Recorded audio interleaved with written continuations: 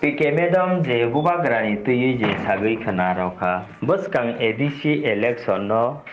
je kefan chuba layi bot rogoi buba grano ADC ni montri sna nai hanoi sagai khana rola PPF song je kefan buba grano ne ADC ni montri sna gai rohonai hanoi je tabo buskang NRC engkhang kelai afro nibo bubagra asogui bonaikoli kahaklayui khairomana jat honoi sagai khanarola je boni poregui thangai boro elensing laila ha bubagra ba je elensing mani pore bubagra ba पांच खान seat Razzaq Laila हांकेनो पांचजनानि बुमुंबो दिक्लारं लाहा एखे पीके मेदाम थांफैखा अमिताभनोबो seat रसीदी होनै अमिताभनो कायसा रसीदी जों पांच खान लिया जोंनो सय खान सी रसीदी एखे ते कायसा सीट मालिया कैंडिडेट अलरेडी नो डिक्लारं गइफैबायला एखे सीट मालिया आंखेनो पीके मेदाम ओ जागानि समर्थन फिरगुइ फाइबायला एखे ओ सीट कायसा मा खांखे बेलेनो ब थासाबो तंखामो बुबाग्रानोबो हाजा खामो बुबाग्रानोबो चुबा खामो बुबाग्रानो बुद्रगुइ एडिसिनि मन्त्रि चारवा निबांगैबो रह खामो ब उ सीट कायसा माया निबांगै बुबाग्रानो लगेरलि आखलागि याकागै फायला एखे ओ सीट कायसा मालिया निबांगै त्रिपुरा पार्टीनि नेता रावबो असक हाया थागला हाफो बरक दफानि बांगै वासगलियाफो जातिनि बांगै वासगया दफानि बांगै सामंतांया हनै सागै खोनारला बो पीके मेदामनो सीट कायसा रला हांखे बेलेनो ओ त्रिपुरा पार्टीनि नेता राव थंनो दूध बायसु साजाखं खामो असकनो को फोरं खामो दूध बायबाक्सनो को फोरं खामो बो पीके मेदामनो सीट कायसा रलियाबा तुक्सुमै हायखाय पैबेला हाबरो कोयला हायखाय पैबेला ओके ओ जागानो स्राय स्राय खलागि सिजागो पीके मेदाम बुबाग्रानो हाजागिया दफानो हाजागिया जातिनो हाजागिया पीके मेदाम सीट नो सी हाजागो सीट नो हाजागिया अंखेलाय बो बुबाग्रानो याकाय फाया अंखामो बुबाग्रानो लगेरो खामो हायफानो पीके मेदाम बुबाग्रानो लगेरो मालिया बुबाग्रानो शुबा मालिया तमानी हमले सीट सी हाको सीट ना दफा ना जाति ना बुबाग्रा बस मामलाय साइखे सीट हायफानो सामानि जुदा ओंमानि जुदा एखे अमो हायखलायै सिनि बरकनो हयरानि खायि दंखांखे जाया दालार सागै दंखांखे जाया अमो हायखलायै बांदेगै दंखांखे जाया पीके मेदाम नि क कायसाफासि अबसि करि खायसि पायो नारगिया खलायो बतिनि सामानि जुदा खाना सामानि जुदा सनै सामानि जुदा खलायोसि दंसिबो वैसाबा राजानो चुबानाय राजानो आं बुट अबो रगुइ रय रहनाय हनै साग्रा नायखा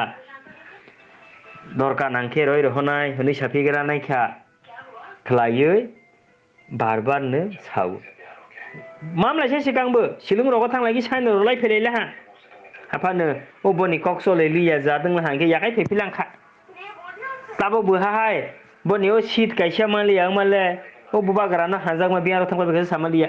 याकाय फैलांखा गेबा बुबाग्रानो बा हाजाया सीट न सी हाजागो मोसे साइ खानार फैखा आं बुबाग्रानो ओ पांच खान सीट बाय एडिसिनि मन्त्रि चारो मालिया खाय फैनाय हनै सालाहा गेते कायसा सीट बारा मा फिबो सयखान मामा बायले एडिसिनि मन्त्रि से चारो मानो मामलाय साइ सवाल बाव जागासि फाइ बिले ते कायसा सीट बारा माला हाके बेने एडिसिनि मन्त्रि चारो मा बुबाग्रानो इनके सिनि बरक रकनो अमो हायखलागि दालाता सासिदि ता बांदे जासिदि निनिनो खायबखे काहाखलागि खायसिदि बरकनो हयरानि खलागि बांदेगै दालासागै थकगै ता खायजासिदि पीके मेदाम नि जे 13 तारिख नि प्रेस मीट जे कक्सहाजार नुकमानि न आंले बुचिउइ जायपालखे नामालिया कन्फ्यूजन दंमाबा किसा जाय खलायै सात्रंगै सिखनारो नायना हनै दंमाले तमा lab sina gui thangpai hamle pikeme do masa salang liya angle confuse tongma ba ani confuse mano kisa bidi rokhe de sai rono hanoi tongmale se salia bele hai mungsa saya kaisi ongkai thangpai hamle tama ano je busia rok sungdi hanoi sama ba sungmale tama se salia bele sini ongkai thangpai ha apa ani je sungmung ke omo hai tamani humale tabo पाँचखान जे शीत रजाक मानी बनी परे गई ते कायसा शीत छाला हा इनके सयखान शीत छाला हा जे अमिताभ नि बांगै ते कायसा शीत छाला हा इनके लाइबा अमिताभ नि बांगै जे शीत माया नि बांगै थासाया का गई पलेला हा अमिताभ नि शीत मा खांखे बेलेनो थासाव तंगमाफो जे त्रिपुरा पार्टी नि लीडर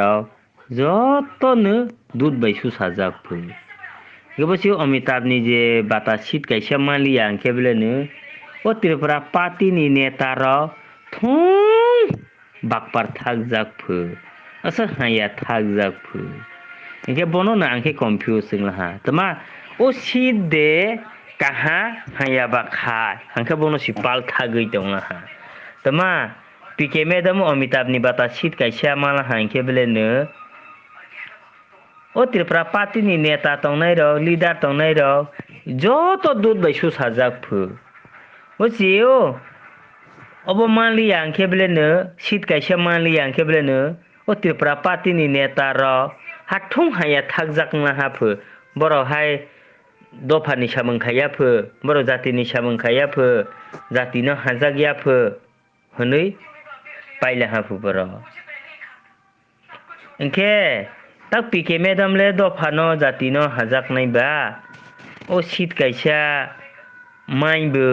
बंखे दफानो हाजाकफो ओ शीत माया अंगै कागलागी पाइखेबो बखे दफानो हाजाकफो गबरा निवा अंके पालमालिया नों सेसो दफानो हाजाक नाइखेबा नों फा याकाय र सिदिको तमा नोंबो याकाया बले बैहायखे नोंबो लुबले इनके बा अरले बाहायखले दफानि इंफिसिबो डाइरेक्ट सामा हाबला आं शीत कैसा माया निबांगै आं कागै फैला हा आं शीत कैसा मावानि नांगो आंबो शीत नि लुबनो आंबो कोनो दफानि या ना जातिनि या आंबो शीत निबांगैनो खायबो हनै साइरो माबले रसो पाब्लिक रनो दालाराव सात्रं तंला बाहारके दालाराव साखांखे इंया बले दाला साया खाय सयनो सावि रवानि नांगो आंबो दफा दुफुनि वासक माया आंबो शीत नि बांसि मा वासकबो केतै सापिखा ओ पांच खातनि बाय आं राजानो मन्त्रि चाराव माया मन्त्रि चावानि हफ्र अंखे केबेन जाकनाय बसे सयखान शीत माला हांखे बेलेनो मन्त्रि चाराव माला हाफोते कैसा शीत माला हांखे याबो बाहाय वासक मंबा अंखाता के हाय रखे पापले दोनो दालारो साइतम खांखे साया के आंले अम हायखे बुचि मा बा किसा सावि खनाराव गरा दि हमले बियांसा सालि आखाय अंखाय खातम पाइला